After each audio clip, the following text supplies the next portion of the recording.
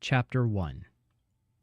These are the names of the sons of Israel who came to Egypt with Jacob, each with his household: Reuben, Simeon, Levi, and Judah; Issachar, Zebulun, and Benjamin; Dan and Naphtali, Gad, and Asher. All the descendants of Jacob were 70 persons. Joseph was already in Egypt. Then Joseph died, and all his brothers and all that generation. But the people of Israel were fruitful and increased greatly. They multiplied and grew exceedingly strong, so that the land was filled with them. Now there arose a new king over Egypt who did not know Joseph, and he said to his people, "Behold, the people of Israel are too many and too mighty for us. Come, let us deal shrewdly with them, lest they multiply, and if war breaks out, they join our enemies and fight against us and escape from the land." Therefore they set taskmasters over them to afflict them with heavy burdens. They built for Pharaoh store cities, Pithom and Ramses.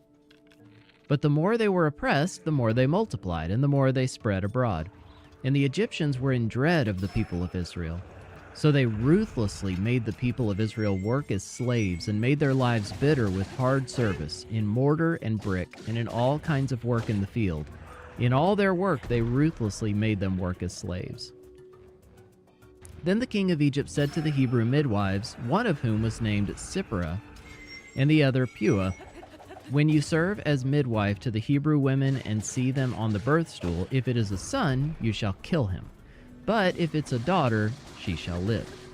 But the midwives feared God and did not do as the king of Egypt commanded them, but let the male children live. So the king of Egypt called the midwives and said to them, "Why have you done this and let the male children live?" The midwives said to Pharaoh, "Because the Hebrew women are not like the Egyptian women, for they are vigorous and give birth before the midwife comes to them." So God dealt well with the midwives, and the people multiplied and grew very strong. And because the midwives feared God, he gave them families.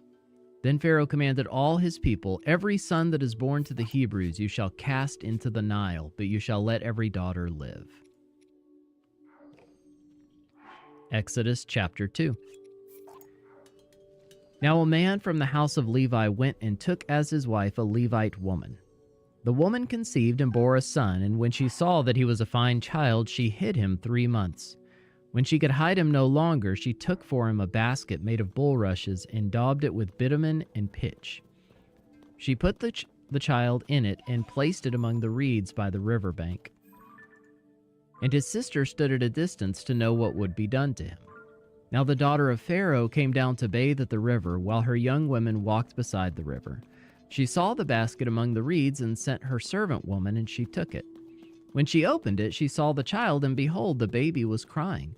She took pity on him and said, "This is one of the Hebrews' children." Then his sister said to Pharaoh's daughter, "Shall I go and call you a nurse from the Hebrew women to nurse the child for you?" And Pharaoh's daughter said to her, "Go." So the girl went and called the child's mother. And Pharaoh's daughter said to her, "Take this child away and nurse him for me, and I will give you your wages." So the woman took the child and nursed him. When the child grew older, she brought him to Pharaoh's daughter, and he became her son. She named him Moses because, she said, "I drew him out of the water."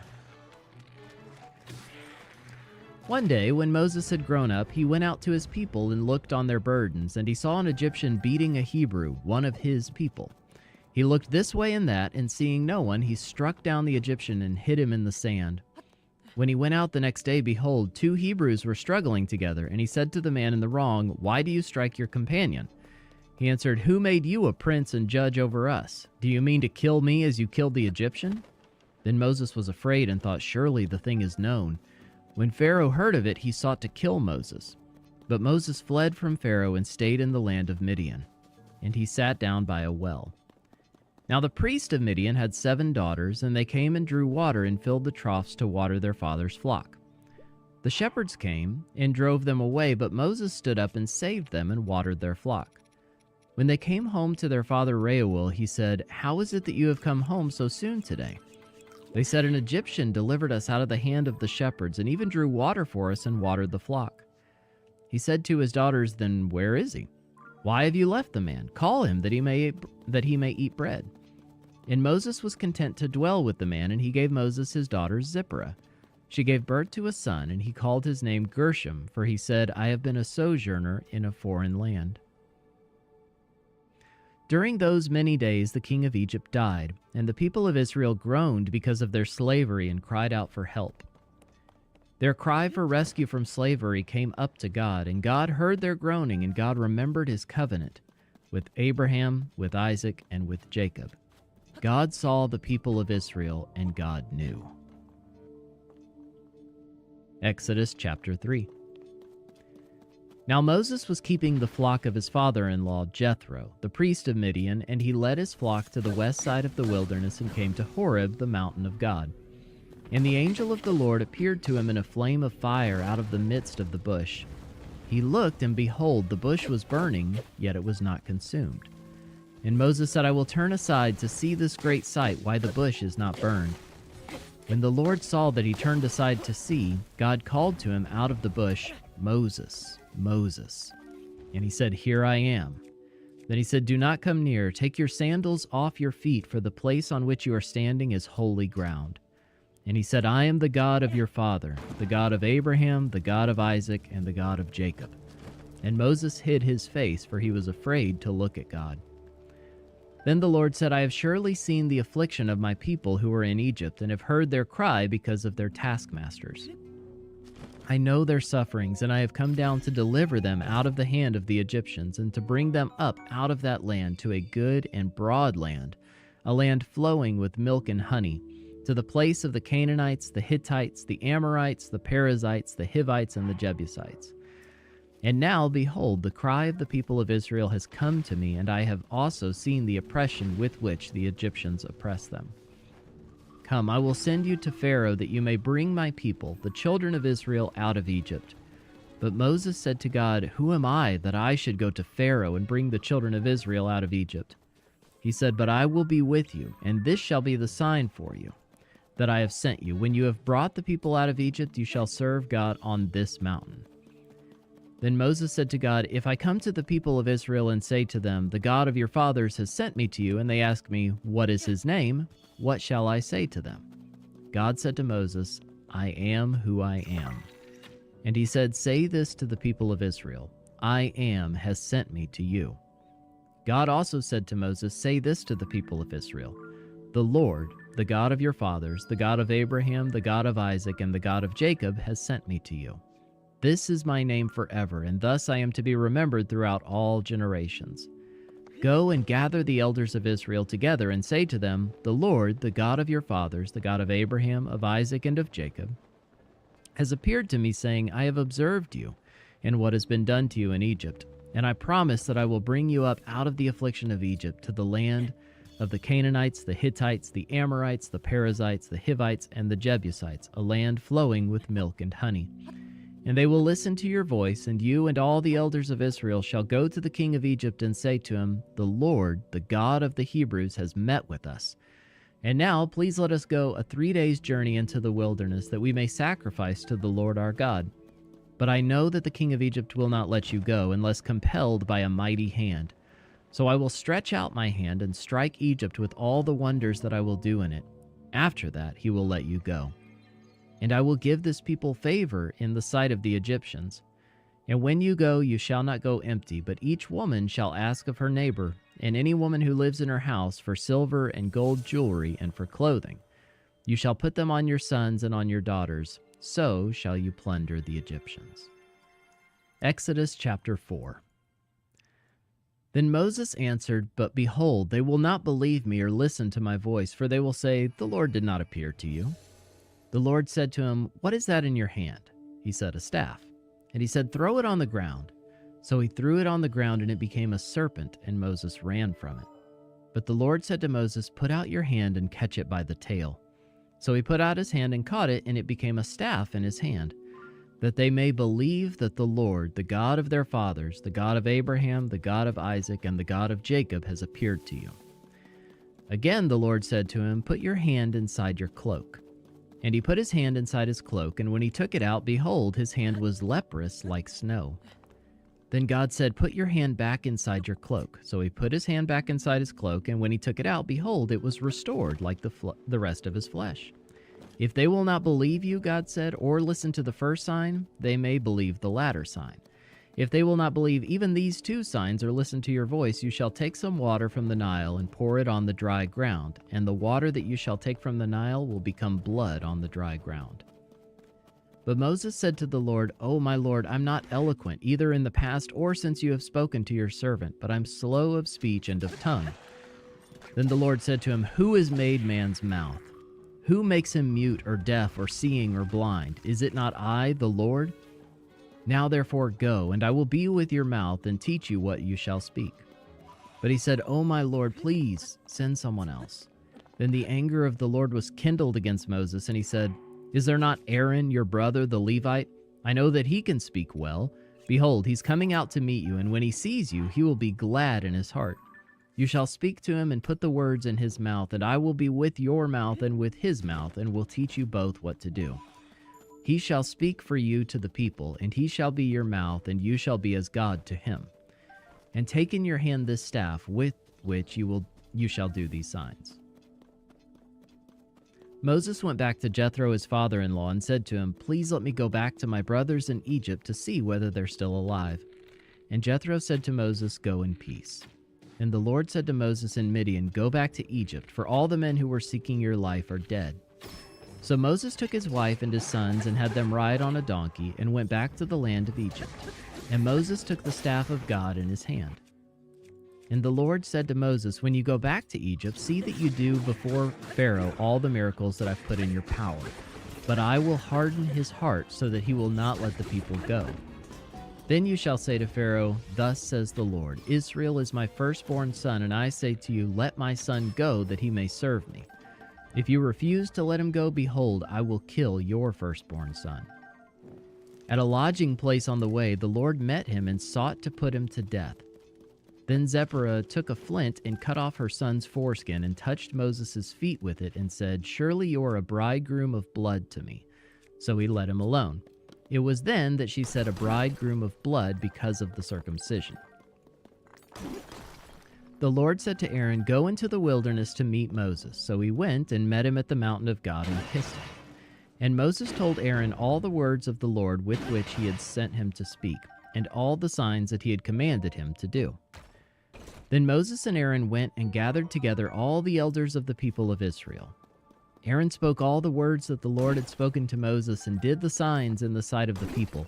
And the people believed, and when they heard that the Lord had visited the people of Israel and that he had seen their affliction, they bowed their heads and worshipped. Exodus chapter 5. Afterward, Moses and Aaron went and said to Pharaoh, "Thus says the Lord, the God of Israel, let my people go, that they may hold a feast to me in the wilderness." But Pharaoh said, "Who is the Lord, that I should obey his voice and let Israel go? I do not know the Lord, and moreover, I will not let Israel go." Then they said, "The God of the Hebrews has met with us. Please let us go a 3 days' journey into the wilderness, that we may sacrifice to the Lord our God, lest he fall upon us with pestilence or with the sword." But the king of Egypt said to them, "Moses and Aaron, why do you take the people away from their work? Get back to your burdens." And Pharaoh said, "Behold, the people of the land are now many, and you make them rest from their burdens." The same day Pharaoh commanded the taskmasters of the people and their foremen, "You shall no longer give the people straw to make bricks, as in the past. Let them go and gather straw for themselves. But the number of bricks that they made in the past you shall impose on them. You shall by no means reduce it, for they are idle. Therefore they cry, 'Let us go and offer sacrifice to our God.' Let heavier work be laid on the men, that they may labor at it and pay no regard to lying words." So the taskmasters and the foremen of the people went out and said to the people, "Thus says Pharaoh, I will not give you straw. Go and get your straw yourselves wherever you can find it, but your work will not be reduced in the least." So the people were scattered throughout all the land of Egypt to gather stubble for straw. The taskmasters were urgent, saying, "Complete your work, your daily task each day, as when there was straw." And the foremen of the people of Israel, whom Pharaoh's taskmasters had set over them, were beaten and were asked, "Why have you not done all your task of making bricks today and yesterday as in the past?" Then the foremen of the people of Israel came and cried to Pharaoh, "Why do you treat your servants like this? No straw is given to your servants, yet they say to us, 'Make bricks.' And behold, your servants are beaten, but the fault is in your own people." But he said, "You are idle. You are idle. That's why you say, 'Let us go and sacrifice to the Lord.' Go now and work. No straw will be given you, but you must still deliver the same number of bricks." The foremen of the people of Israel saw that they were in trouble when they said, "You shall by no means reduce your number of bricks, your daily task each day." They met Moses and Aaron, who were waiting for them, as they came out from Pharaoh, and they said to them, "The Lord look on you and judge, because you have made us stink in the sight of Pharaoh and his servants, and have put a sword in their hand to kill us." Then Moses turned to the Lord and said, "O Lord, why have you done evil to this people? Why did you ever send me? For since I came to Pharaoh to speak in your name, he has done evil to this people, and you have not delivered your people at all." Exodus chapter 6. But the Lord said to Moses, "Now you shall see what I will do to Pharaoh, for with a strong hand he will send them out, and with a strong hand he will drive them out of his land." God spoke to Moses and said to him, "I am the Lord. I appeared to Abraham, to Isaac, and to Jacob as God Almighty, but by my name, the Lord, I did not make myself known to them. I also established my covenant with them to give them the land of Canaan, the land in which they lived as sojourners. Moreover, I have heard the groaning of the people of Israel, whom the Egyptians hold as slaves, and I've remembered my covenant. Say therefore to the people of Israel, I am the Lord, and I will bring you out from under the burdens of the Egyptians, and I will deliver you from slavery to them. I will redeem you with an outstretched arm and with great acts of judgment. I will take you to be my people, and I will be your God, and you shall know that I am the Lord your God, who has brought you out from under the burdens of the Egyptians. I will bring you into the land that I swore to give to Abraham, to Isaac, and to Jacob. I will give it to you for a possession. I am the Lord." Moses spoke thus to the people of Israel, but they did not listen to Moses because of their broken spirit and harsh slavery. So the Lord said to Moses, "Go in, tell Pharaoh, king of Egypt, to let the people of Israel go out of his land." But Moses said to the Lord, "Behold, the people of Israel have not listened to me. How then shall Pharaoh listen to me? For I am of uncircumcised lips." But the Lord spoke to Moses and Aaron and gave them a charge about the people of Israel and about Pharaoh, king of Egypt, to bring the people of Israel out of the land of Egypt. These are the heads of their fathers' houses, the sons of Reuben, the firstborn of Israel, Hanok, Palu, Hezron, and Carmi. These are the clans of Reuben. The sons of Simeon, Jemuel, Jamin, Ohad, Jachin, Zohar, and Shaul, the son of a Canaanite woman. These are the clans of Simeon. These are the names of the sons of Levi according to their generations: Gershon, Kohath, and Merari, the years of the life of Levi being 137 years. The sons of Gershon, Libni and Shimei by their clans. The sons of Kohath, Amram, Izhar, Hebron, and Uziel, the years of the life of Kohath being 133 years. The sons of Merari, Mali, and Mushi. These are the clans of the Levites according to their generations.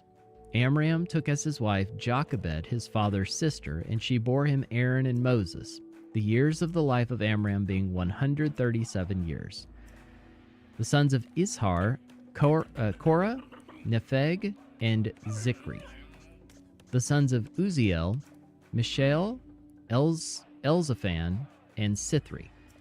Aaron took as his wife Elisheba, the daughter of Amminadab and the sister of Nashon, and she bore him Nadab, Abihu, Eleazar, and Ithamar. The sons of Korah, Asher, Elkanah, and Abiasaph. These are the clans of the Korahites.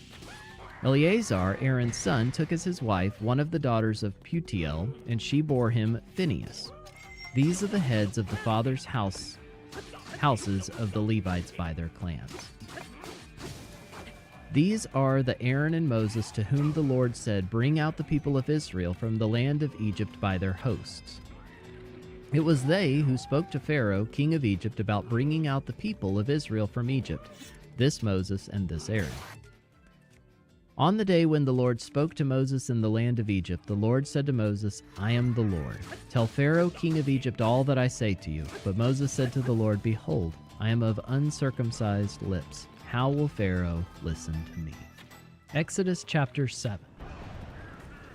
And the Lord said to Moses, See, I have made you like God to Pharaoh, and your brother Aaron shall be your prophet.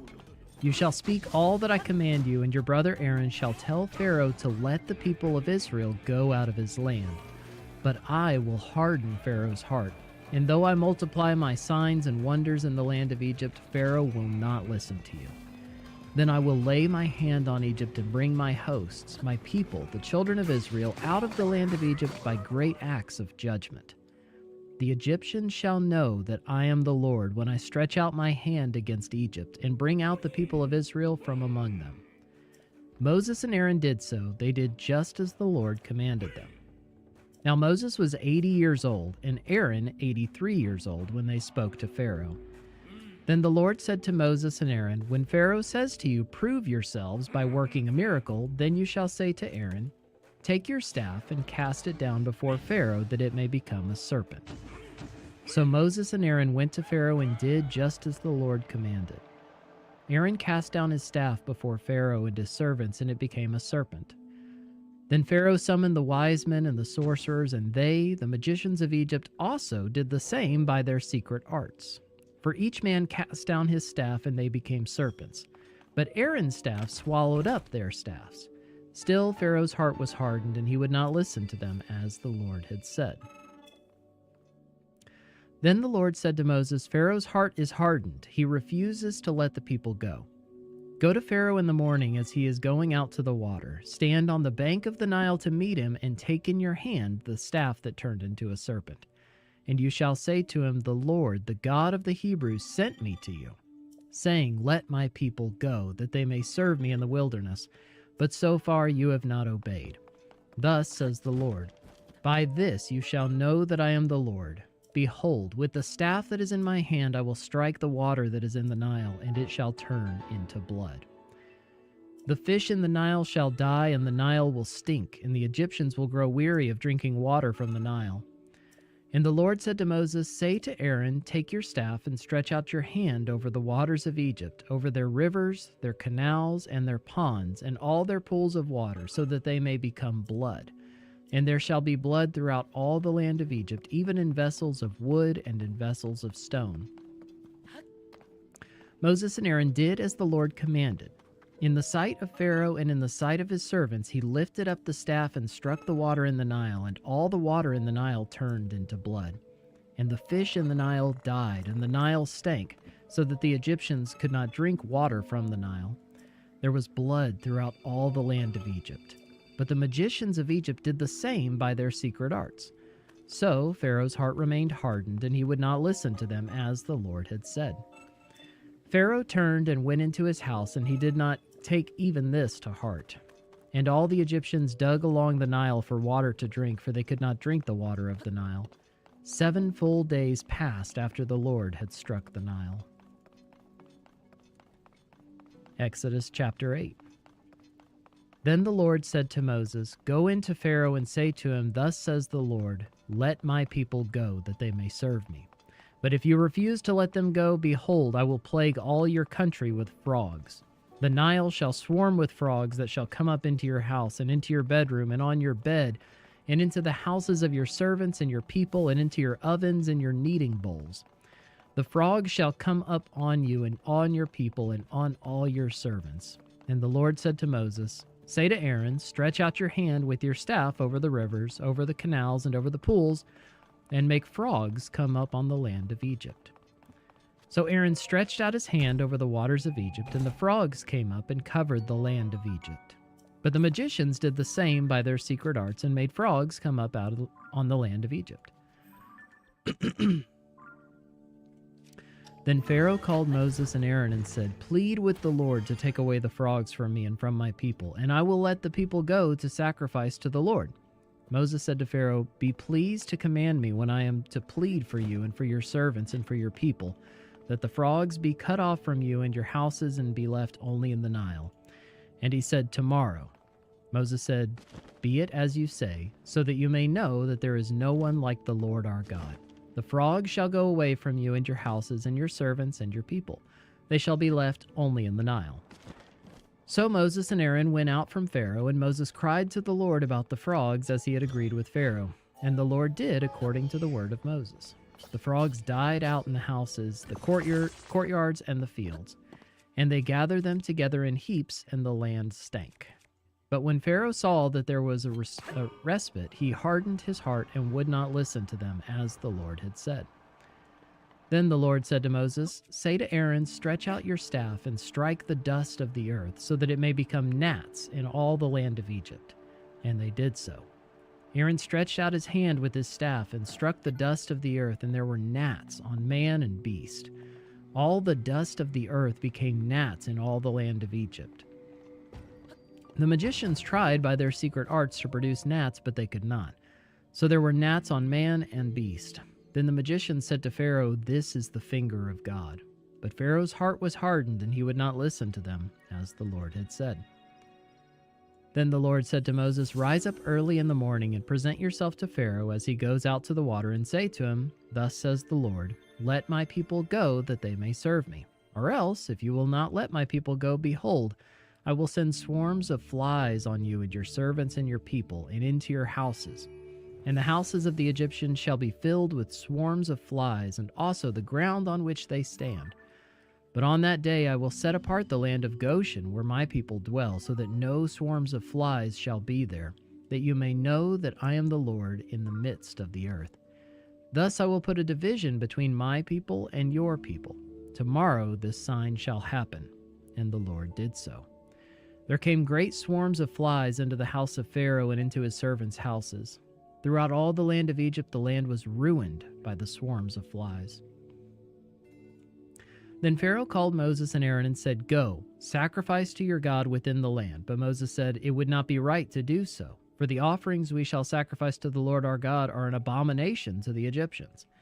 If we sacrifice offerings abominable to the Egyptians before their eyes, will they not stone us?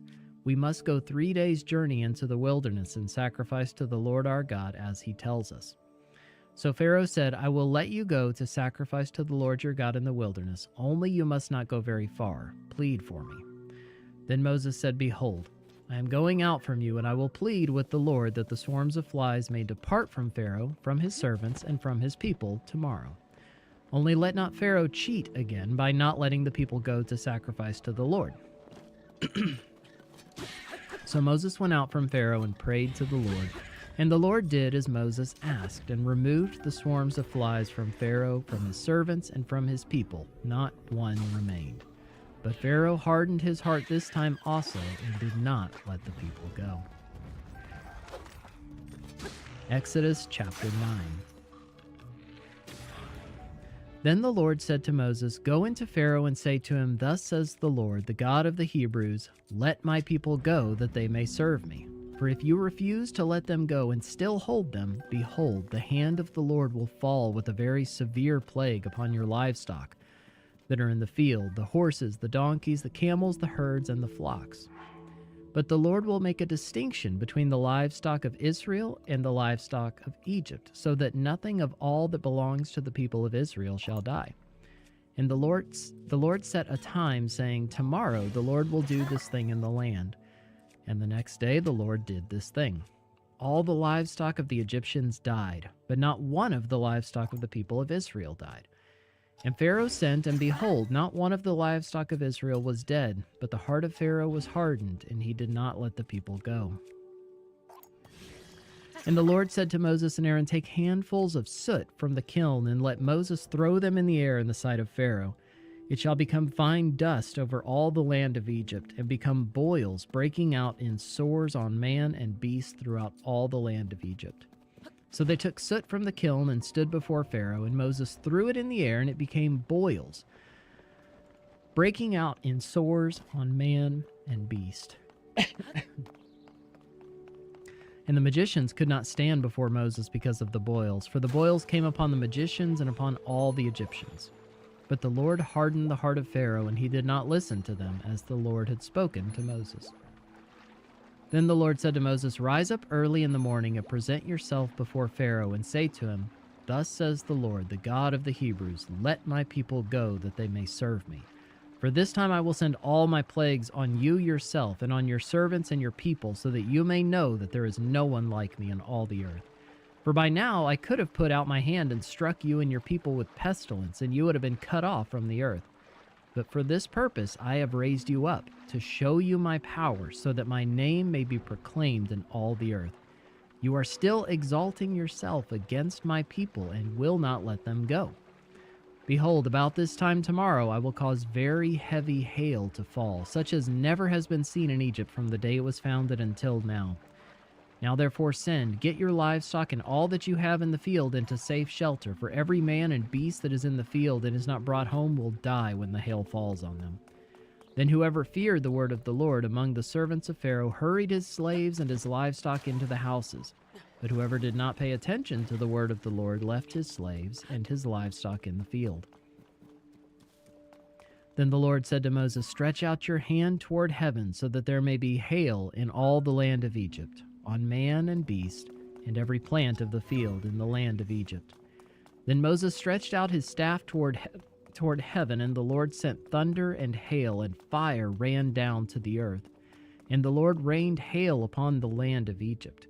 There was hail and fire flashing continually in the midst of the hail, very heavy hail, such as had never been seen in all the land of Egypt since it became a nation.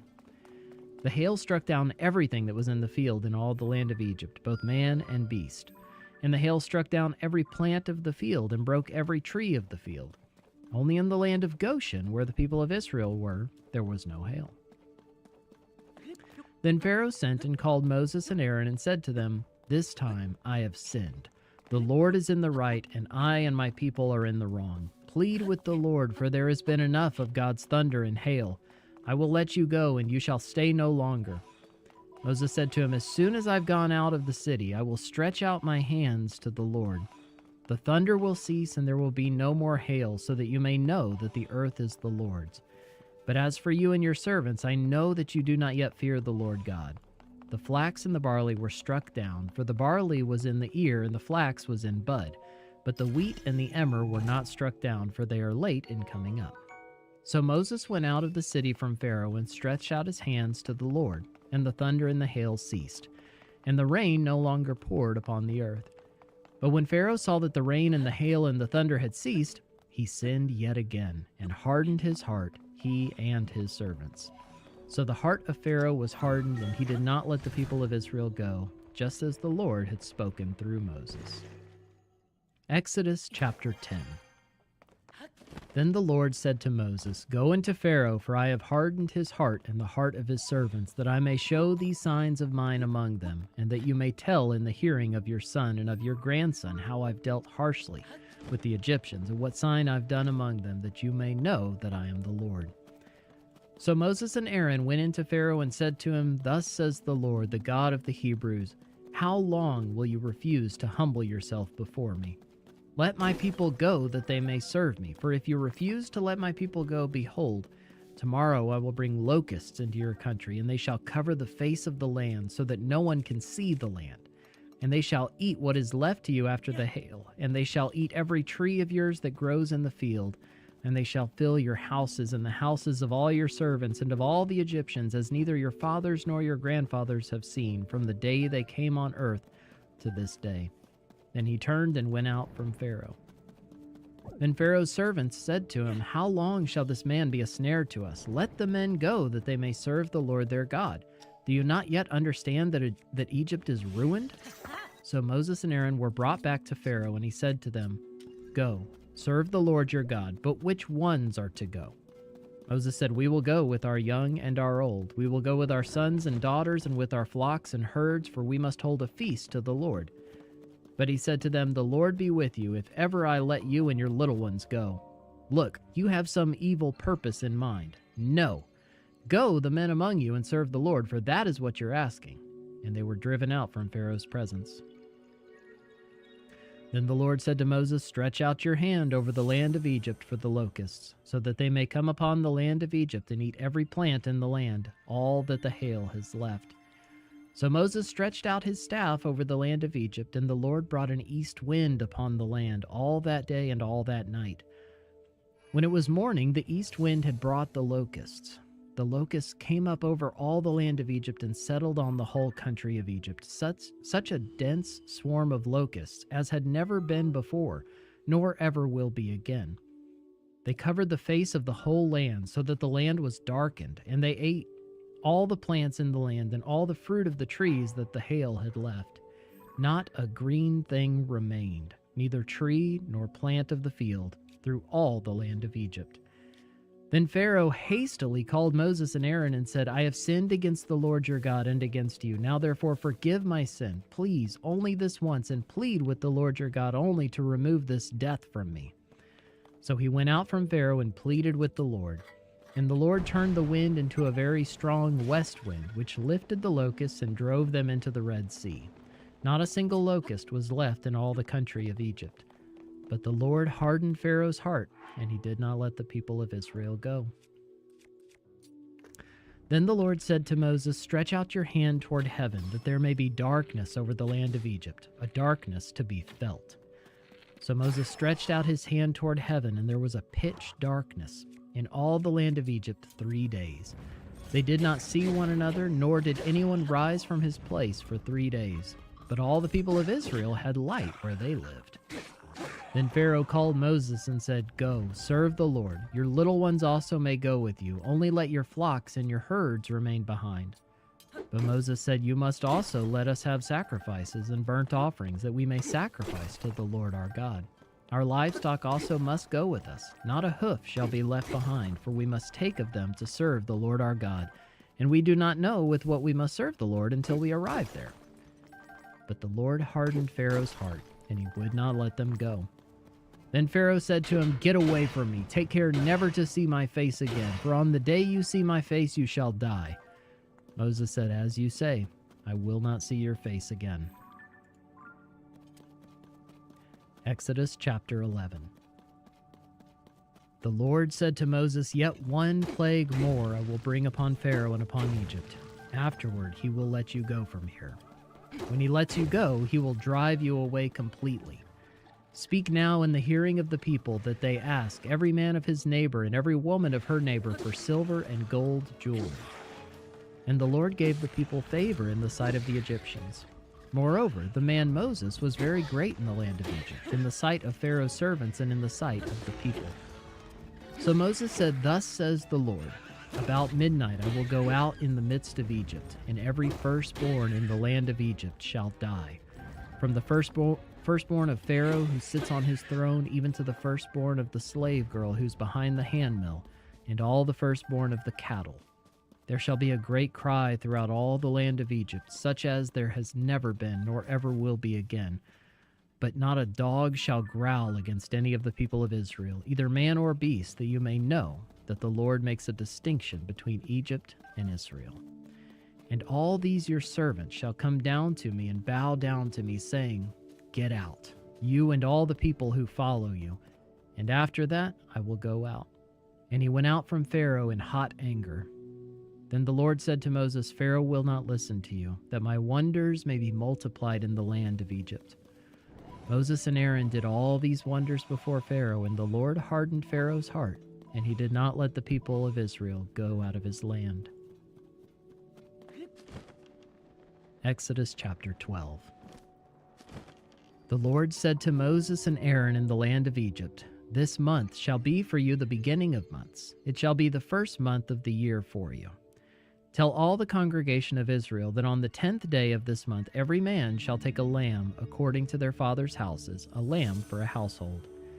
And if the household is too small for a lamb, then he and his nearest neighbor shall take according to the number of persons. According to what each can eat, you shall make your count for the lamb. Your lamb shall be without blemish, a male a year old.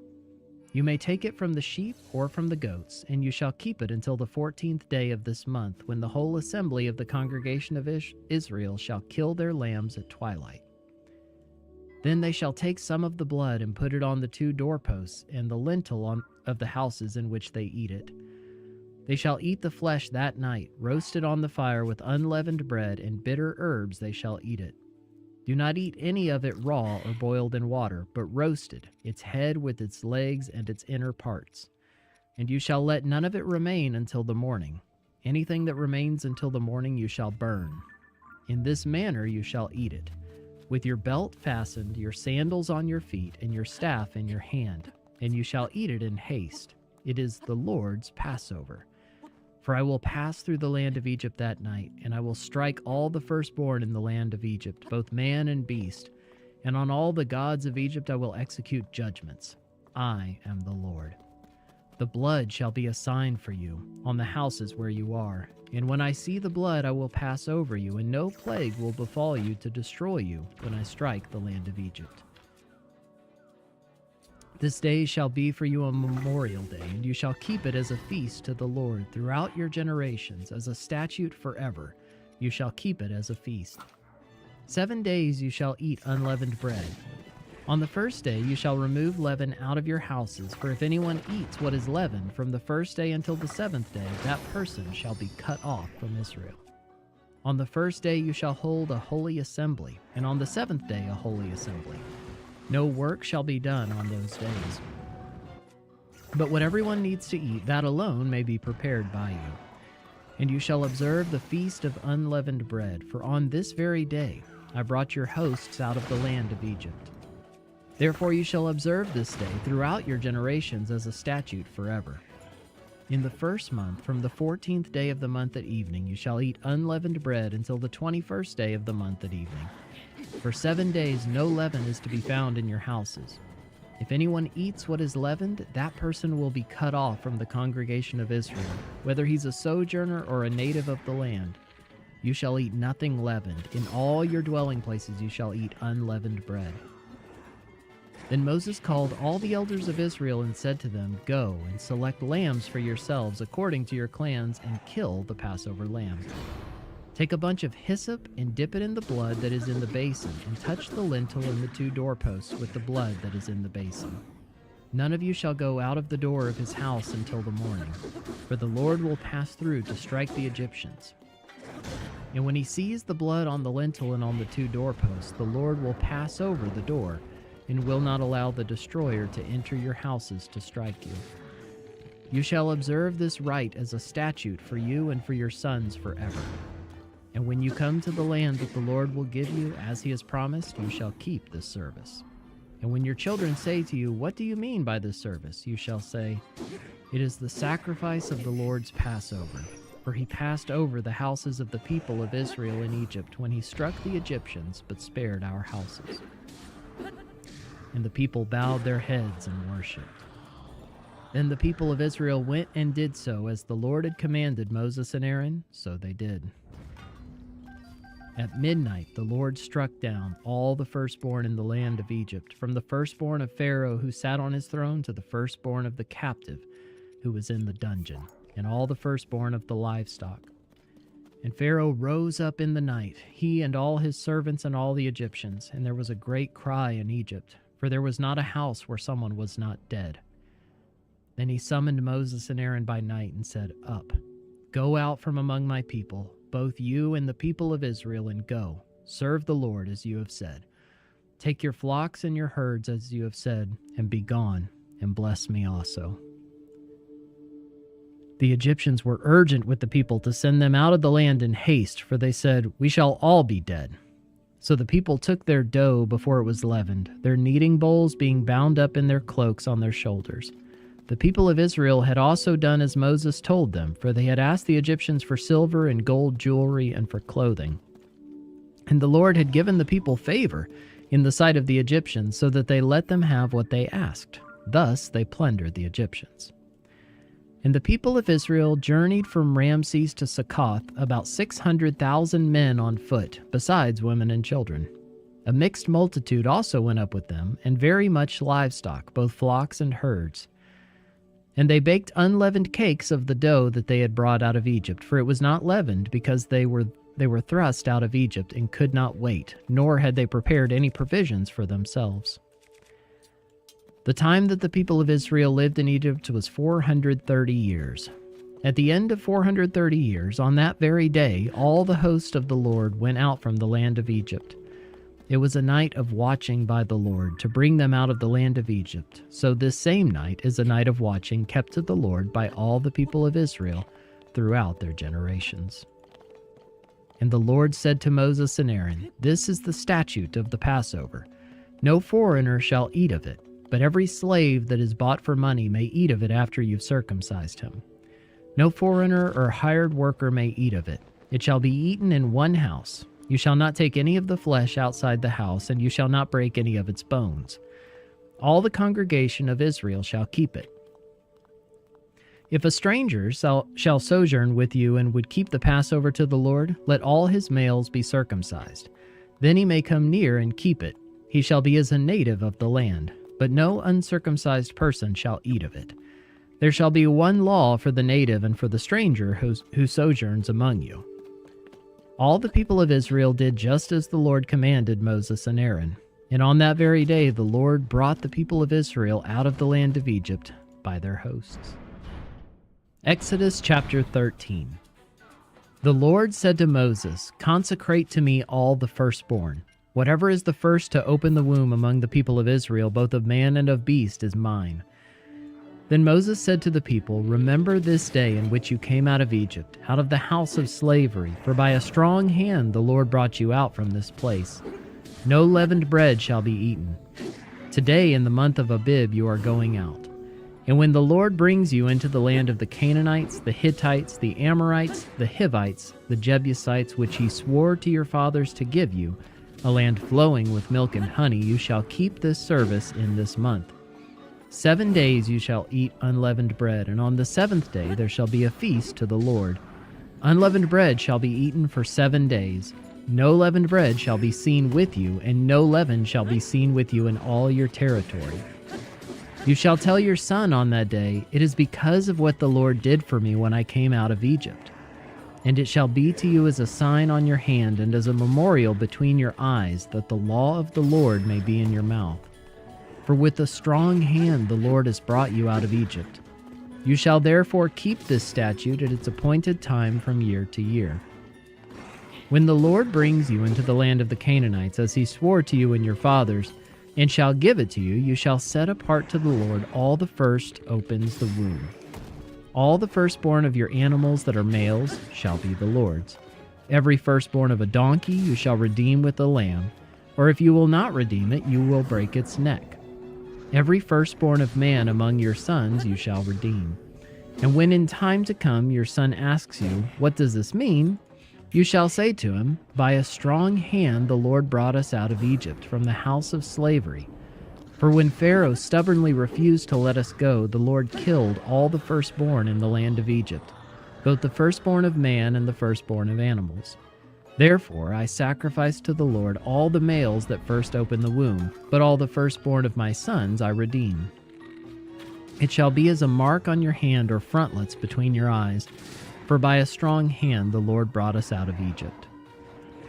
When Pharaoh let the people go, God did not lead them by way of the land of the Philistines, although that was near. For God said, "Lest the people change their minds when they see war and return to Egypt." But God led the people around by the way of the wilderness toward the Red Sea, and the people of Israel went up out of the land of Egypt equipped for battle. Moses took the bones of Joseph with him, for Joseph had made the sons of Israel solemnly swear, saying, "God will surely visit you, and you shall carry up my bones with you from here." And they moved on from Succoth and encamped at Etham, on the edge of the wilderness. And the Lord went before them by day in a pillar of cloud to lead them along the way, and by night in a pillar of fire to give them light, that they might travel by day and by night. The pillar of cloud by day and the pillar of fire by night did not depart from before the people.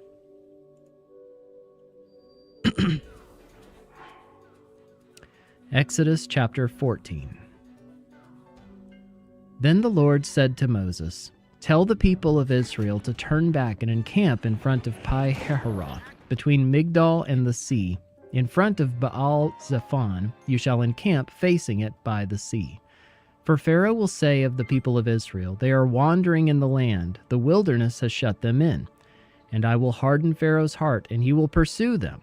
And I will get glory over Pharaoh and all his host, and the Egyptians shall know that I am the Lord." And they did so. When the king of Egypt was told that the people had fled, the mind of Pharaoh and his servants was changed toward the people, and they said, "What is this we've done, that we have let Israel go from serving us?" So he made ready his chariot and took his army with him, and took 600 chosen chariots and all the other chariots of Egypt with officers over all of them. And the Lord hardened the heart of Pharaoh, king of Egypt, and he pursued the people of Israel while the people of Israel were going out defiantly. The Egyptians pursued them, all Pharaoh's horses and chariots and his horsemen and his army, and overtook them and camped at the sea by Pihahiroth in front of Baal-Zephon. When Pharaoh drew near, the people of Israel lifted up their eyes, and behold, the Egyptians were marching after them, and they feared greatly. And the people of Israel cried out to the Lord. They said to Moses, "Is it because there are no graves in Egypt that you've taken us away to die in the wilderness? What have you done to us in bringing us out of Egypt? Is not this what we said to you in Egypt? Leave us alone that we may serve the Egyptians. For it would have been better for us to serve the Egyptians than to die in the wilderness." And Moses said to the people, "Fear not. Stand firm and see the salvation of the Lord, which he will work for you today. For the Egyptians whom you see today you shall never see again. The Lord will fight for you, and you have only to be silent." The Lord said to Moses, "Why do you cry to me? Tell the people of Israel to go forward. Lift up your staff and stretch out your hand over the sea and divide it, that the people of Israel may go through the sea on dry ground. And I will harden the hearts of the Egyptians so that they shall go in after them, and I will get glory over Pharaoh and all his host, his chariots, and his horsemen. And the Egyptians shall know that I am the Lord when I have gotten glory over Pharaoh, his chariots, and his horsemen." Then the angel of God who was going before the host of Israel moved and went behind them, and the pillar of cloud moved from before them and stood behind them, coming between the host of Egypt and the host of Israel. And there was the cloud and the darkness, and it lit up the night without one coming near the other all night. Then Moses stretched out his hand over the sea, and the Lord drove the sea back by a strong east wind all night and made the sea dry land, and the waters were divided. And the people of Israel went into the midst of the sea on dry ground, the waters being a wall to them on their right hand and on their left. The Egyptians pursued and went in after them into the midst of the sea, all Pharaoh's horses, his chariots, and his horsemen. And in the morning watch, the Lord in the pillar of fire and of cloud looked down on the Egyptian forces and threw the Egyptian forces into a panic, clogging their chariot wheels so that they drove heavily. And the Egyptians said, "Let us flee from before Israel, for the Lord fights for them against the Egyptians." Then the Lord said to Moses, "Stretch out your hand over the sea, that the water may come back upon the Egyptians, upon their chariots, and upon their horsemen." So Moses stretched out his hand over the sea, and the sea returned to its normal course when the morning appeared. And as the Egyptians fled into it, the Lord threw the Egyptians into the midst of the sea. The waters returned and covered the chariots and the horsemen. Of all the host of Pharaoh that had followed them into the sea, not one of them remained. But the people of Israel walked on dry ground through the sea, the waters being a wall to them on their right hand and on their left. Thus the Lord saved Israel that day from the hand of the Egyptians. And Israel saw the Egyptians dead on the seashore. Israel saw the great power that the Lord used against the Egyptians, so the people feared the Lord, and they believed in the Lord and in his servant Moses. Exodus chapter 15. Then Moses and the people of Israel sang this song to the Lord, saying, "I will sing to the Lord, for he has triumphed gloriously. The horse and his rider he has thrown into the sea. The Lord is my strength and my song, and he has become my salvation. This is my God, and I will praise him, my father's God, and I will exalt him. The Lord is a man of war, the Lord is his name. Pharaoh's chariots and his host he cast into the sea, and his chosen officers were sunk in the Red Sea. The floods covered them. They went down into the depths like a stone. Your right hand, O Lord, glorious in power. Your right hand, O Lord, shatters the enemy. In the greatness of your majesty you overthrow your adversaries. You send out your fury, it consumes them like stubble. At the blast of your nostrils the waters piled up. The floods stood up in a heap. The deeps congealed in the heart of the sea. The enemy said, I will pursue, I will overtake, I will divide the spoil, my desire shall have its fill of them. I will draw my sword, my hand shall destroy them. You blew with your wind, the sea covered them, they sank like lead in the mighty waters. Who is like you, O Lord, among the gods? Who is like you, majestic in holiness, awesome in glorious deeds, doing wonders? You stretched out your right hand, the earth swallowed them. You have led in your steadfast love the people whom you've redeemed. You have guided them by your strength to your holy abode. The peoples have heard, they tremble. Pangs have seized the inhabitants of Philistia. Now are the chiefs of Edom dismayed. Trembling seizes the leaders of Moab. All the inhabitants of Canaan have melted away. Terror and dread fall upon them because of the greatness of your arm. They are as still as a stone. Till your people, O Lord, pass by, till the people pass by whom you have purchased. You will bring them in and plant them on your own mountain, the place, O Lord, which you have made for your abode, the sanctuary, O Lord, which your hands have established. The Lord will reign forever and ever. For when the horses of Pharaoh with his chariots and his horsemen went into the sea, the Lord brought back the waters of the sea upon them. But the people of Israel walked on dry ground in the midst of the sea. Then Miriam, the prophetess, the sister of Aaron, took a tambourine in her hand, and all the women went out after her with tambourines and dancing. And Miriam sang to them, Sing to the Lord, for he has triumphed gloriously. The horse and his rider he has thrown into the sea. Then Moses made Israel set out from the Red Sea, and they went into the wilderness of Shur. They went 3 days in the wilderness and found no water. When they came to Marah, they could not drink the water of Marah because it was bitter. Therefore it was named Marah. And the people grumbled against Moses, saying, What shall we drink? And he cried to the Lord, and the Lord showed him a log, and he threw it into the water, and the water became sweet. There the Lord made for them a statute and a rule, and there he tested them, saying, If you will diligently listen to the voice of the Lord your God, and do that which is right in his eyes, and give ear to his commandments, and keep all his statutes, I will put none of the diseases on you that I put on the Egyptians, for I am the Lord your healer. Then they came to Elim, where there were 12 springs of water and 70 palm trees, and they encamped there by the water. Exodus chapter 16. They set out from Elim, and all the congregation of the people of Israel came to the wilderness of Sin, which is between Elim and Sinai, on the 15th day of the 2nd month after they had departed from the land of Egypt. And the whole congregation of the people of Israel grumbled against Moses and Aaron in the wilderness, and the people of Israel said to them, Would that we had died by the hand of the Lord in the land of Egypt, when we sat by the meat pots and ate bread to the full, for you have brought us out into this wilderness to kill this whole assembly with hunger. Then the Lord said to Moses, Behold, I am about to rain bread from heaven for you, and the people shall go out and gather a day's portion every day, that I may test them, whether they will walk in my law or not. On the 6th day, when they prepare what they bring in, it will be twice as much as they gather daily. So Moses and Aaron said to all the people of Israel, At evening you shall know that it was the Lord who brought you out of the land of Egypt, and in the morning you shall see the glory of the Lord, because he has heard your grumbling against the Lord. For what are we that you grumble against us? And Moses said, When the Lord gives you in the evening meat to eat, and in the morning bread to the full, because the Lord has heard your grumbling that you grumble against him, what are we? Your grumbling is not against us, but against the Lord. Then Moses said to Aaron, Say to the whole congregation of the people of Israel, Come near before the Lord, for he has heard your grumbling. And as soon as Aaron spoke to the whole congregation of the people of Israel, they looked toward the wilderness, and behold, the glory of the Lord appeared in the cloud.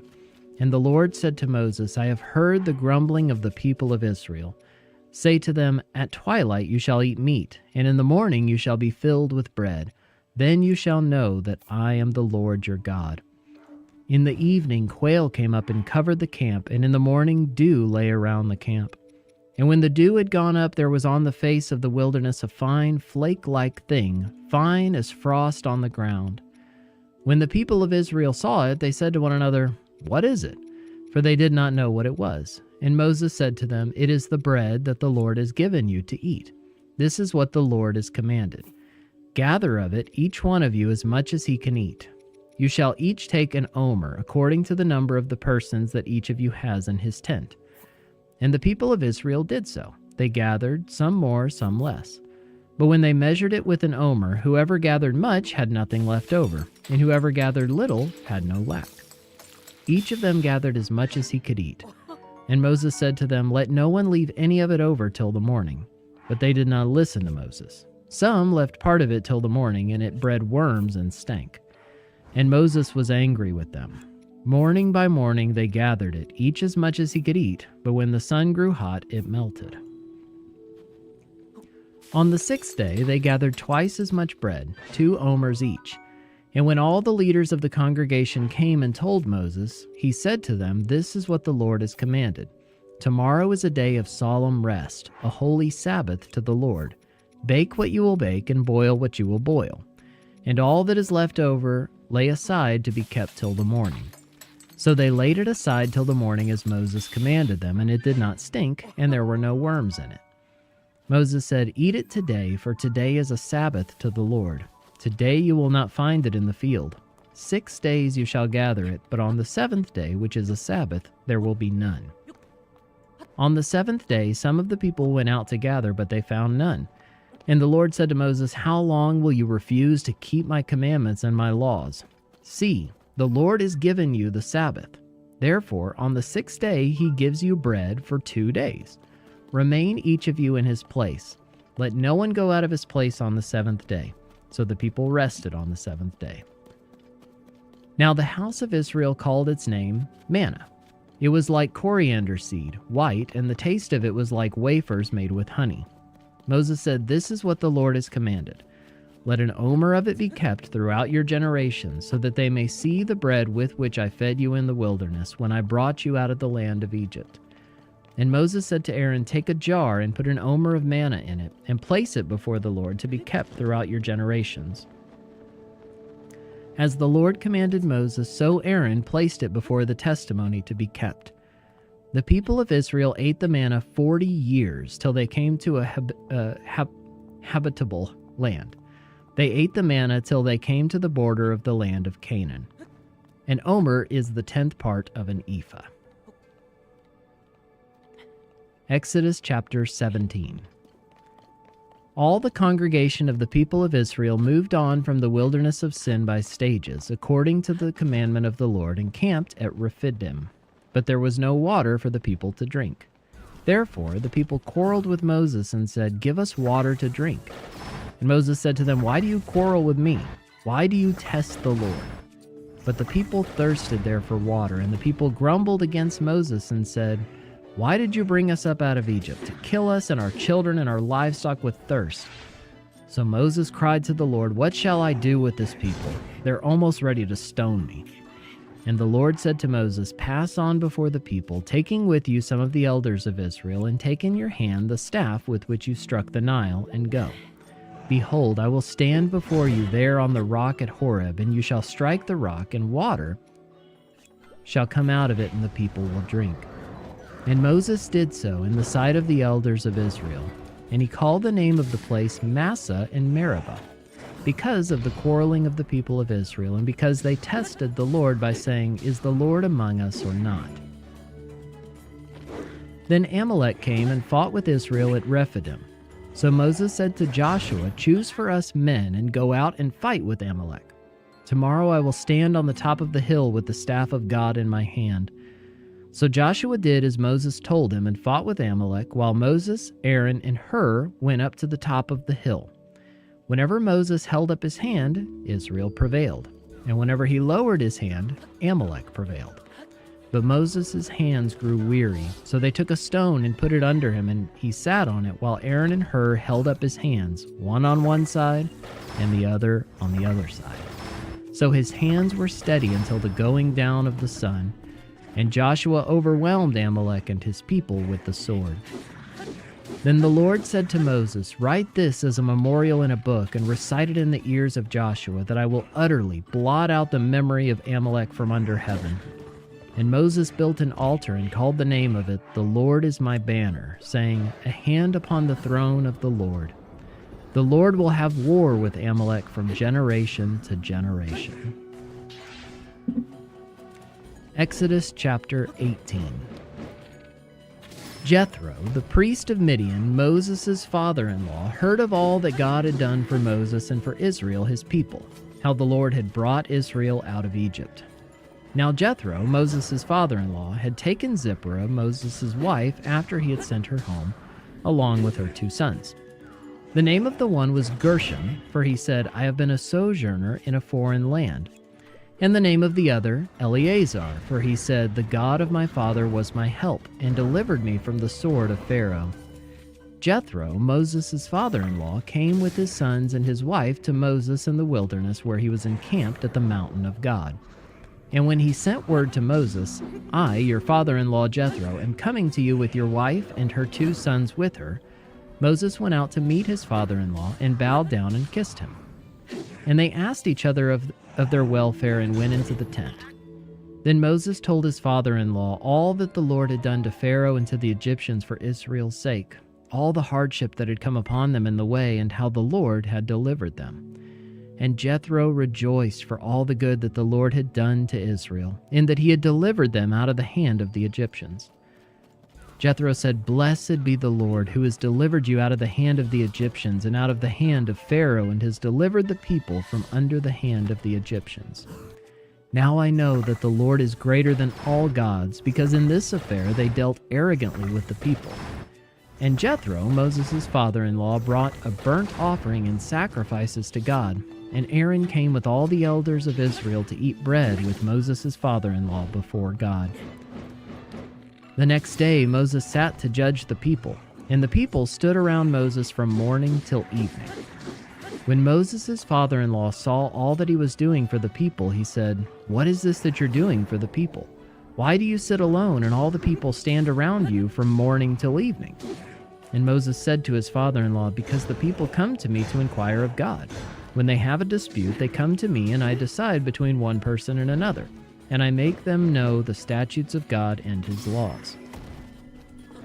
Moses' father-in-law said to him, "What you are doing is not good. You and the people with you will certainly wear yourselves out, for the thing is too heavy for you. You are not able to do it alone. Now obey my voice. I will give you advice, and God be with you. You shall represent the people before God and bring their cases to God, and you shall warn them about the statutes and the laws, and make them know the way in which they must walk and what they must do. Moreover, look for able men from all the people, men who fear God, who are trustworthy and hate a bribe, and place such men over the people as chiefs of thousands, of hundreds, of 50s, and of 10s.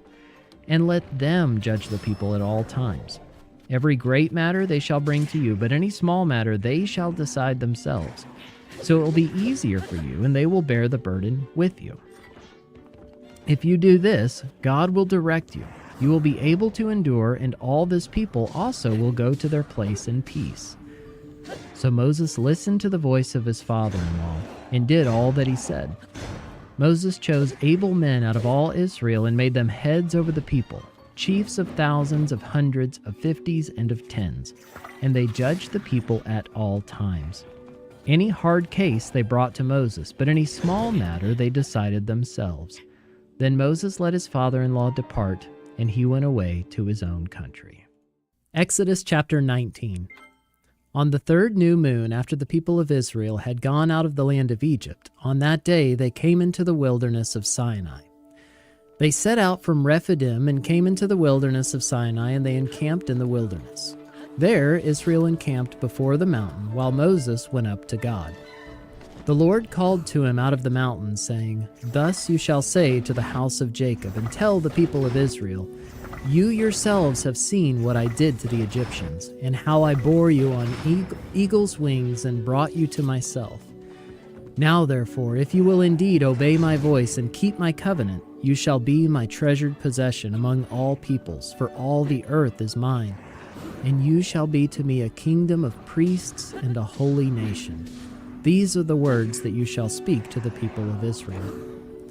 So Moses came and called the elders of the people and set before them all these words that the Lord had commanded him. All the people answered together and said, "All that the Lord has spoken, we will do." And Moses reported the words of the people to the Lord.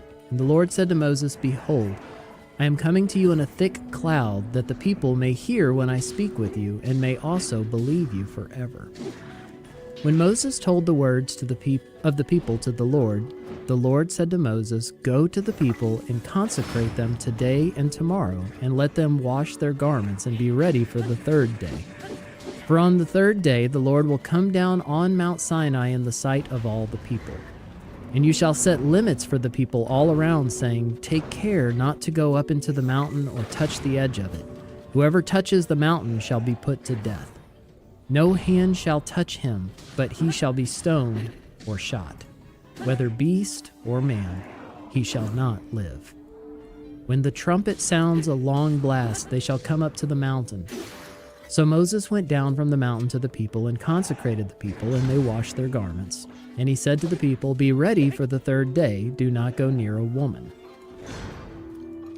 On the morning of the third day there were thunders and lightnings and a thick cloud on the mountain and a very loud trumpet blast, so that all the people in the camp trembled.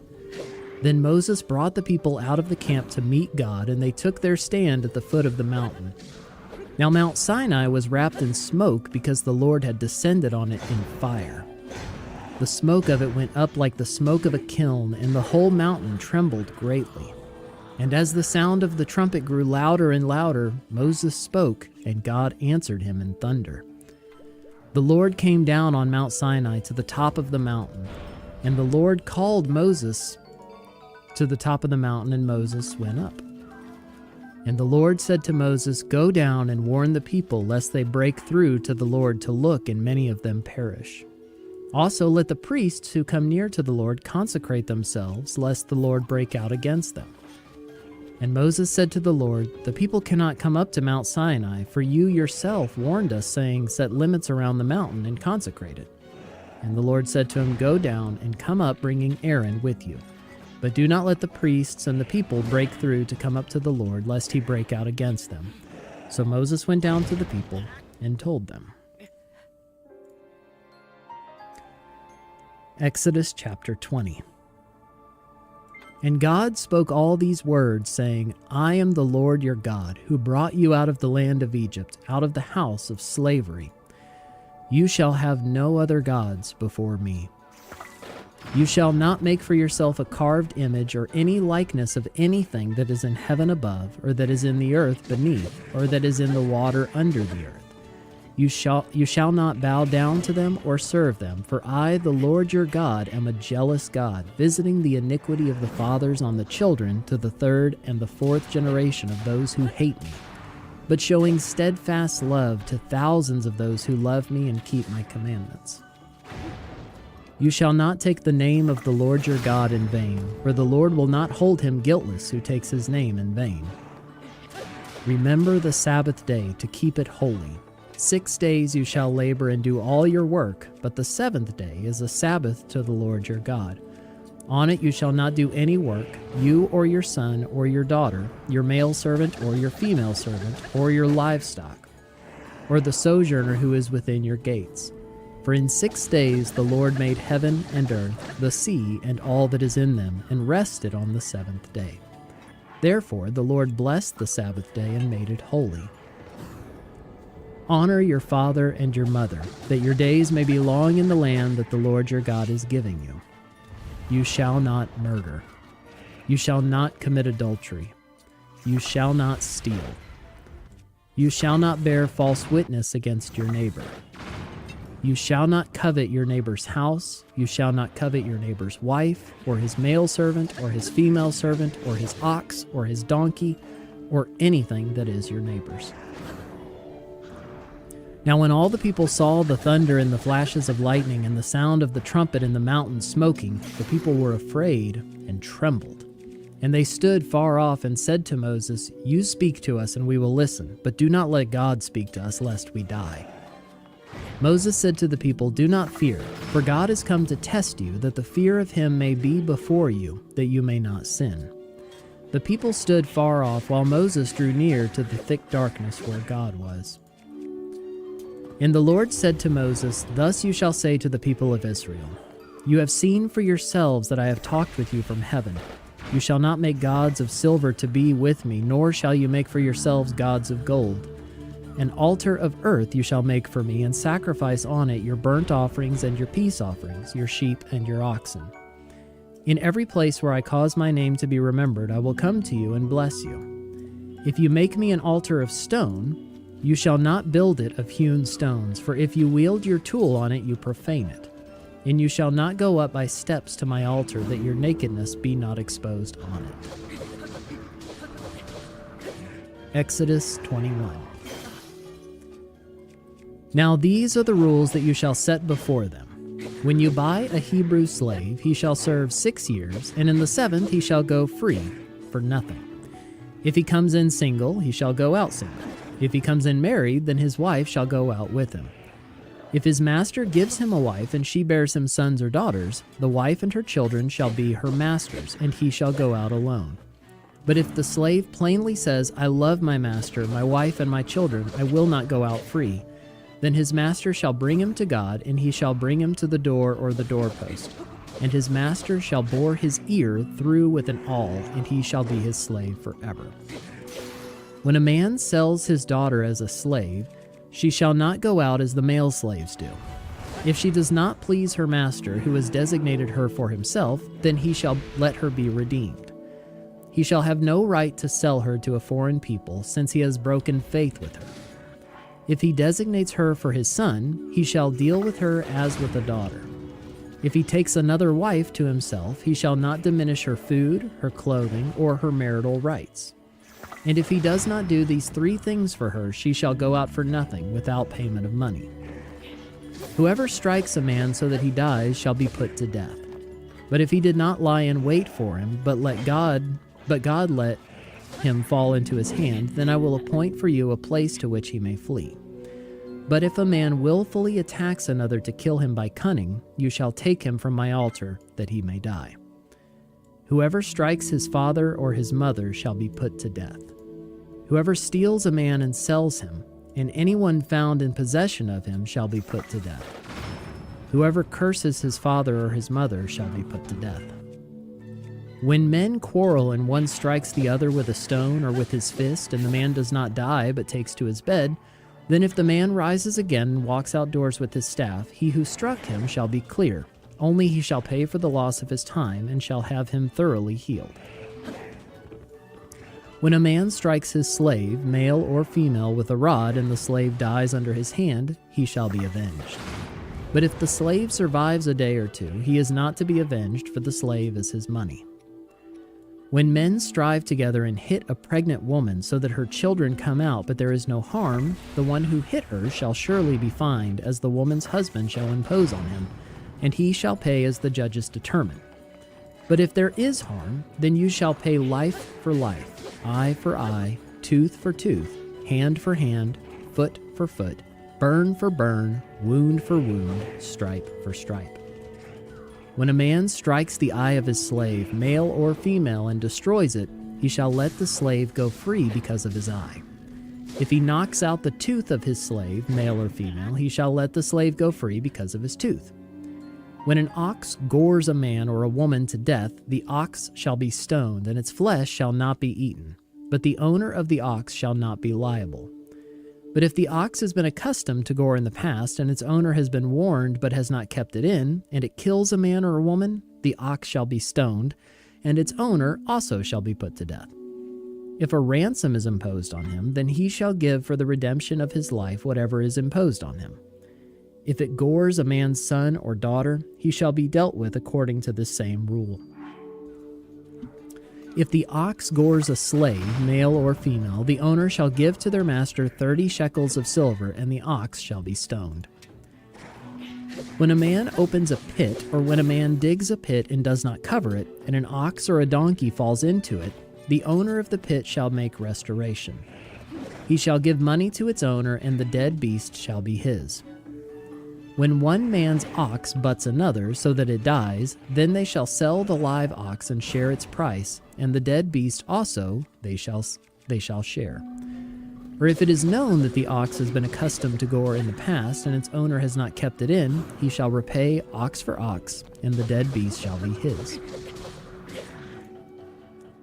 Exodus 22. If a man steals an ox or a sheep and kills it or sells it, he shall repay 5 oxen for an ox, and 4 sheep for a sheep. If a thief is found breaking in and is struck so that he dies, there shall be no blood guilt for him. But if the sun has risen on him, there shall be blood guilt for him. He shall surely pay. If he has nothing, then he shall be sold for his theft. If the stolen beast is found alive in his possession, whether it is an ox or a donkey or a sheep, he shall pay double. If a man causes a field or vineyard to be grazed over, or lets his beast loose and it feeds in another man's field, he shall make restitution from the best in his own field and in his own vineyard. If fire breaks out and catches in thorns so that the stacked grain or the standing grain or the field is consumed, he who has started the fire shall make full restitution. If a man gives to his neighbor money or goods to keep safe, and it is stolen from the man's house, then if the thief is found, he shall pay double. If the thief is not found, the owner of the house shall come near to God to show whether or not he has put his hand to his neighbor's property. For every breach of trust, whether it is for an ox, for a donkey, for a sheep, for a cloak, or for any kind of lost thing, of which one says, "This is it," the case of both parties shall come before God. The one whom God condemns shall pay double to his neighbor. If a man gives to his neighbor a donkey or an ox or a sheep or any beast to keep safe, and it dies or is injured or is driven away without anyone seeing it, an oath by the Lord shall be between them both to see whether or not he has put his hand to his neighbor's property. The owner shall accept the oath, and he shall not make restitution. But if it is stolen from him, he shall make restitution to its owner. If it is torn by beasts, let him bring it as evidence. He shall not make restitution for what has been torn. If a man borrows anything of his neighbor and it is injured or dies, the owner not being with it, he shall make full restitution. If the owner was with it, he shall not make restitution. If it was hired, it came for its hiring fee. If a man seduces a virgin who is not betrothed and lies with her, he shall give the bride price for her and make her his wife.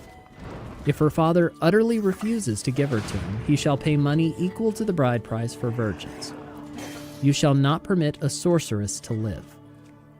Whoever lies with an animal shall be put to death. Whoever sacrifices to any god other than the Lord alone shall be devoted to destruction. You shall not wrong a sojourner or oppress him, for you were sojourners in the land of Egypt. You shall not mistreat any widow or fatherless child. If you do mistreat them and they cry out to me, I will surely hear their cry, and my wrath will burn, and I will kill you with the sword, and your wives shall become widows, and your children fatherless. If you lend money to any of my people with you who is poor, you shall not be like a moneylender to him, and you shall not exact interest from him. If ever you take your neighbor's cloak in pledge, you shall return it to him before the sun goes down, for that is his only covering, and it is his cloak for his body. In what else shall he sleep? And if he cries to me, I will hear, for I am compassionate. You shall not revile God, nor curse a ruler of your people. You shall not delay to offer from the fullness of your harvest and from the outflow of your presses. The firstborn of your sons you shall give to me. You shall do the same with your oxen and with your sheep. 7 days it shall be with its mother. On the 8th day you shall give it to me. You shall be consecrated to me. Therefore you shall not eat any flesh that is torn by beasts in the field. You shall throw it to the dogs. Exodus chapter 23. You shall not spread a false report. You shall not join hands with a wicked man to be a malicious witness.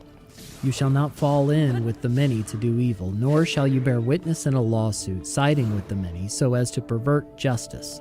Nor shall you be partial to a poor man in his lawsuit. If you meet your enemy's ox or his donkey going astray, you shall bring it back to him. If you see the donkey of one who hates you lying down under its burden, you shall refrain from leaving him with it. You shall rescue it with him.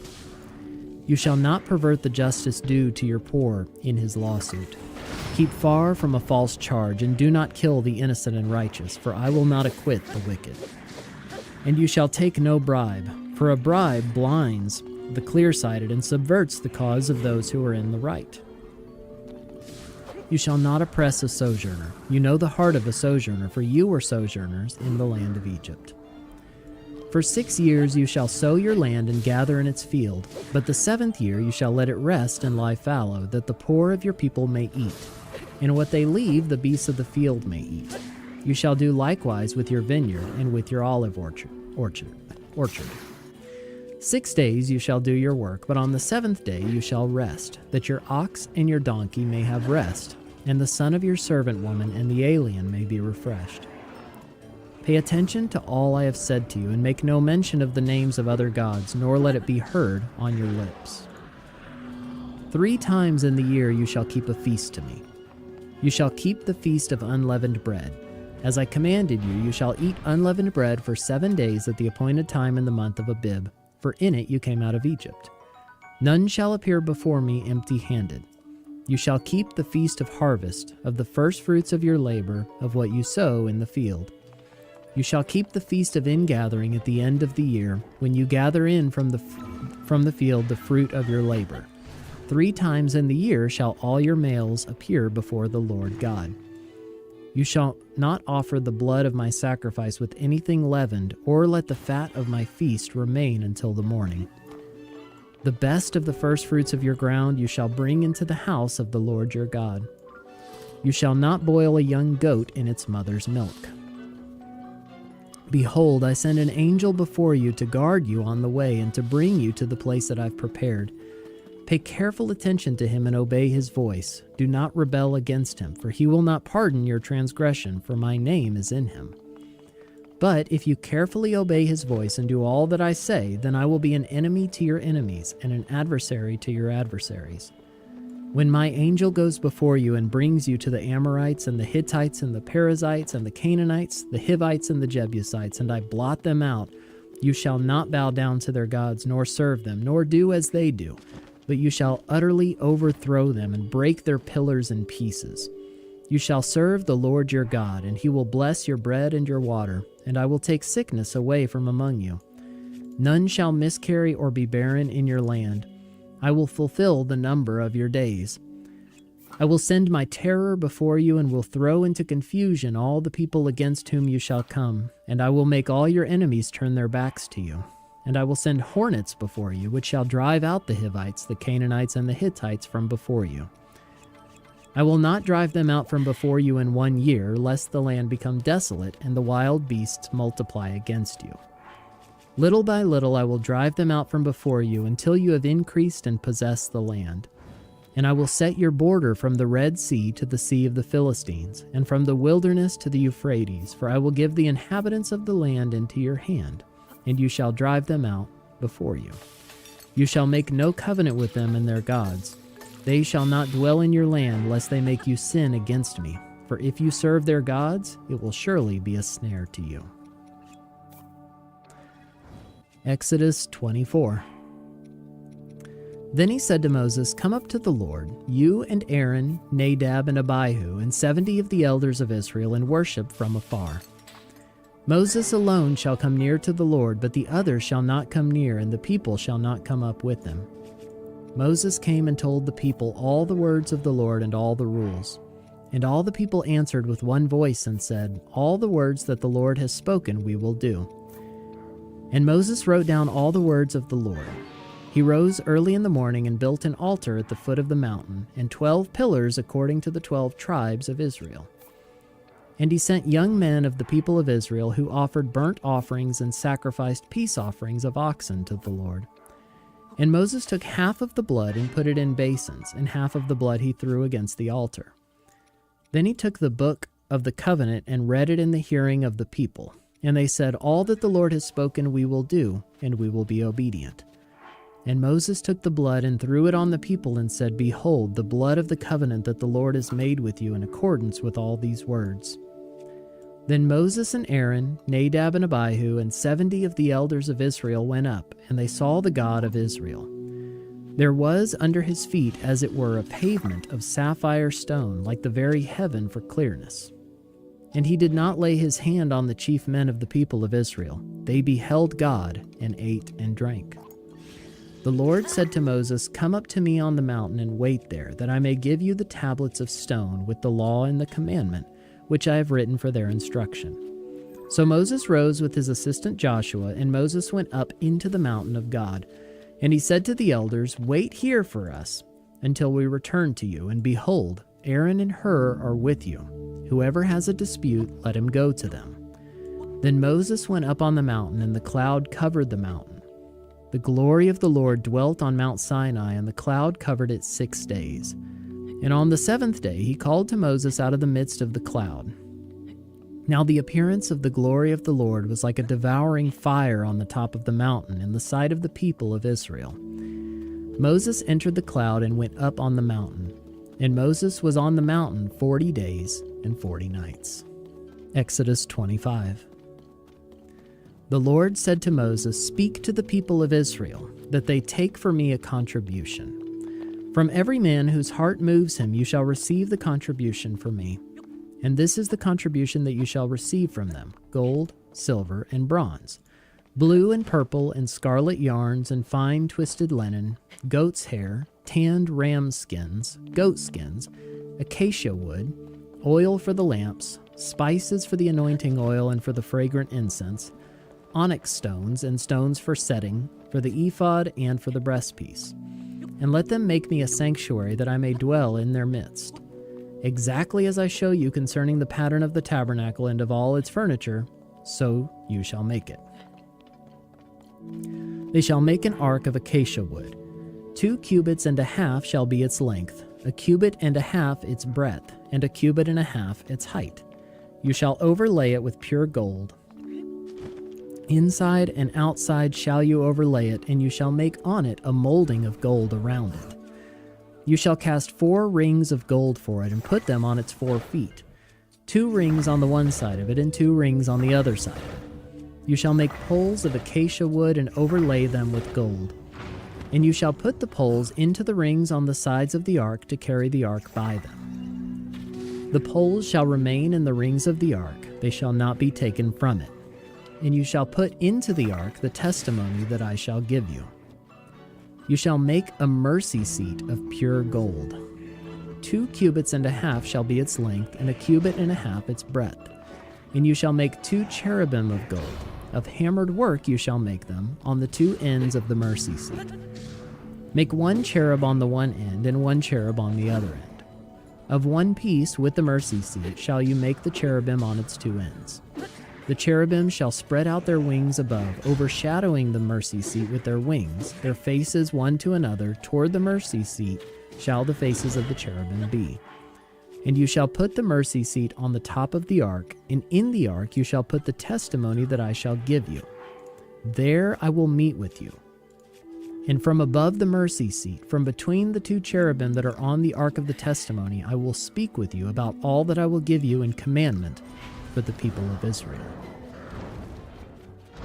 You shall make a table of acacia wood.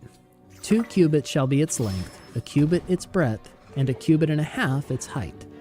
You shall overlay it with pure gold, and make a molding of gold around it. And you shall make a rim around it 1 handbreadth wide, and a molding of gold around the rim. And you shall make for it 4 rings of gold, and fasten the rings to the 4 corners at its 4 legs. Close to the frame the rings shall lie, as holders for the poles to carry the table. You shall make the poles of acacia wood, and overlay them with gold, and the table shall be carried with these. And you shall make its plate and dishes for incense, and its flagons and bowls, with which to pour drink offerings you shall make them of pure gold. And you shall set the bread of the presence on the table before me regularly. You shall make a lampstand of pure gold. The lampstand shall be made of hammered work. Its base, its stem, its cups, its calyxes, and its flowers shall be of one piece with it. And there shall be 6 branches going out of its sides, 3 branches of the lampstand out of one side of it, and 3 branches of the lampstand out of the other side of it. 3 cups made like almond blossoms, each with calyx and flower on one branch, and 3 cups made like almond blossoms, each with calyx and flower on the other branch.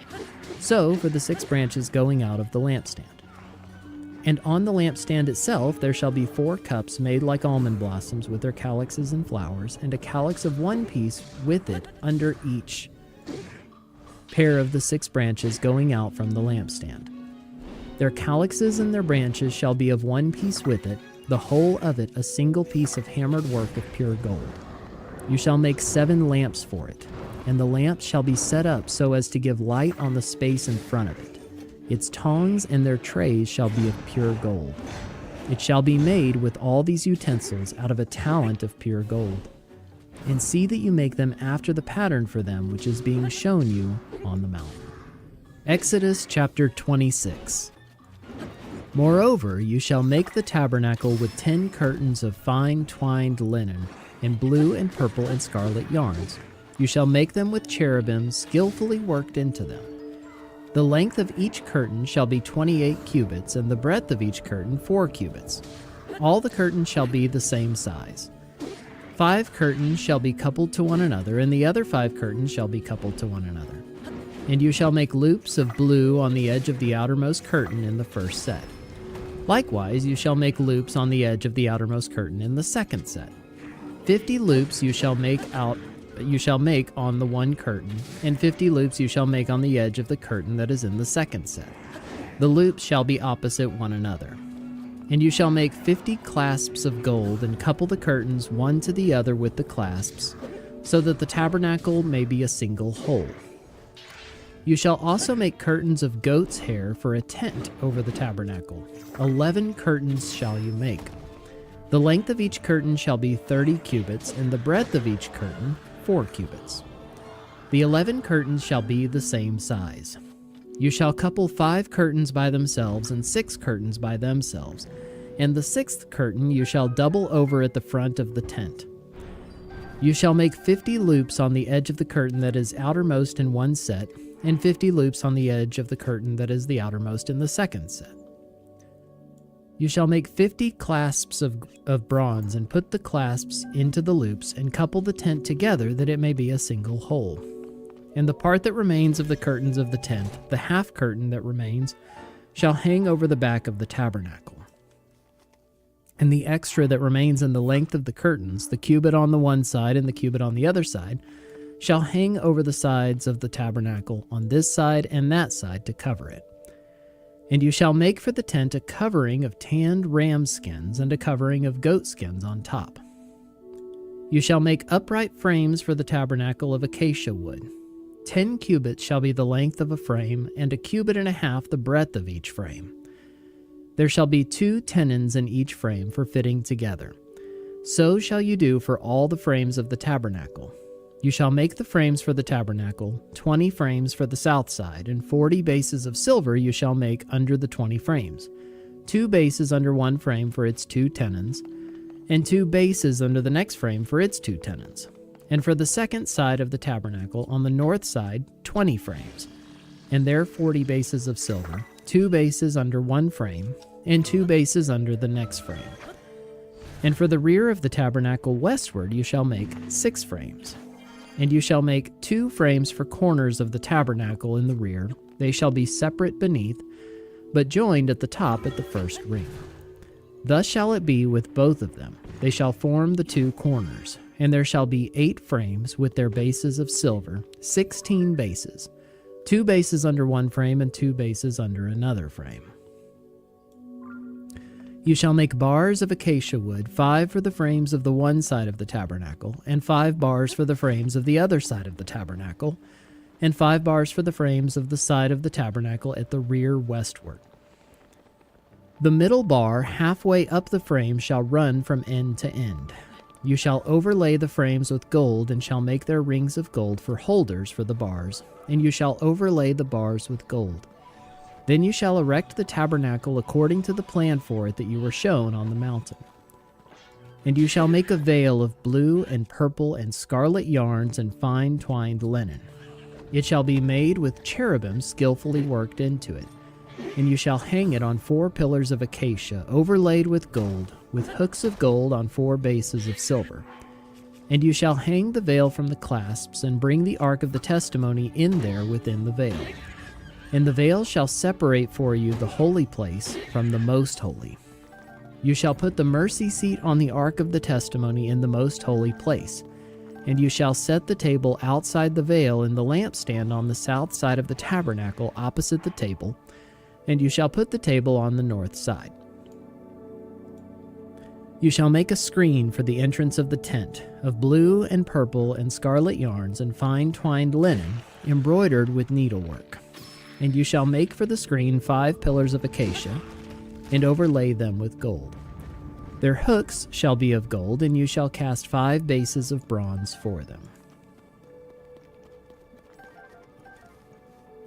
Exodus chapter 27. You shall make the altar of acacia wood, 5 cubits long and 5 cubits broad. The altar shall be square, and its height shall be 3 cubits. And you shall make